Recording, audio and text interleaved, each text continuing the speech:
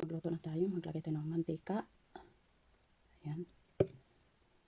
Okay, sunod ilagay ang sibuyas at garlic. Pinagpalay ko na siya. Sunod, lagyan natin ng paprika powder, turmeric powder, ayan, black pepper, at asin.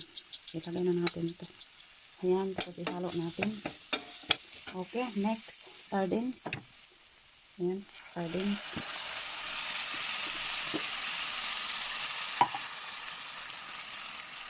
Ayan, halo-haloin natin. Tapos lagyan natin ng konting seasoning. Ayan. At mamaya na yung kapis. Mawala yung lansa niya. At lagyan na natin ng tubig. Ayan.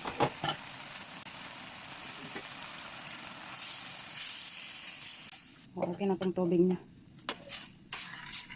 Takpan ng 3 minuto. Tapos ilagay na yung udong. Okay, so ilagay na natin yung udong.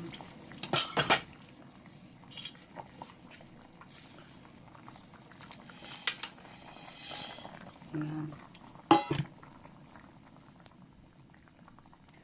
Okay, so ilagay na. Halo-halo muna natin yung kadyo. Halo-halo muna natin na sandali. Halo-halo muna natin ng konti. Hanggang sa ano yung dito sa ilalim. Okay, takpan muna natin para maluto. Okay, guys, ilagay na natin yung malunggay. Ayan. At lagyan muna natin siya ng konting magic sarap. Ayan.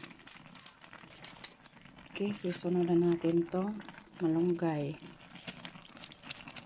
Ayan. So, paghaluin na natin. Ayan. Wow, sarap.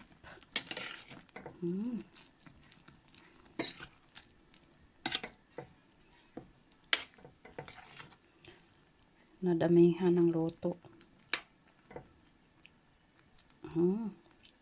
Okay, pakuluan lang natin ng 2 minuto.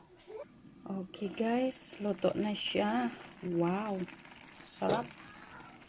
Yum, yum, yum.